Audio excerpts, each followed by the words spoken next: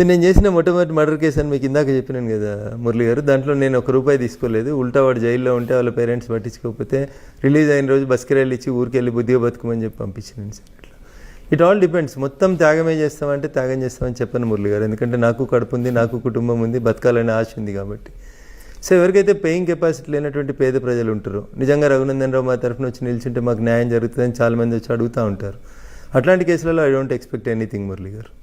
ఇప్పుడు మురళి గారికి paying capacity బాగుంది, బయట దగ్గర 1,00,000 తీసుకునే దగ్గర మురళి గారి దగ్గర 10 లక్షలు తీసుకోవచ్చు అనుకుంటే ఐ ఛార్జ్ హిమ్ 10 lakhs. ఎందుకంటే you have that paying capacity. ఇష్టం ఉంటే ఇవ్వండి, లేదంటే చాలామంది అడ్వకేట్లు ఉన్నారు వెళ్ళండి అన్నప్పుడు వాళ్ళు ఫీల్ అవుతారు. ఏమన్నారా మీరైతేనే కేసు గెలుస్తామనే విశ్వాసం కొద్ది వచ్చినాం సార్, మీరు ఎంత అడిగినా ఇస్తాం సార్ అన్నప్పుడు వీ విల్ టేక్ మనీ అక్కడ. అట్లాంటి కేసులలో తీసుకుంటాను. నాకు అంత మొహబ్బత్ ఏమి ఉండదు, ఎందుకంటే తప్పు చేసినాడని నేను ఫీల్ అవుతున్నాను కాబట్టి I charge him like anything. ఎందుకంటే నా అవసరం చెప్పి నేరం చేసి మీ దగ్గరకు వస్తే మీరు కాపాడతారా?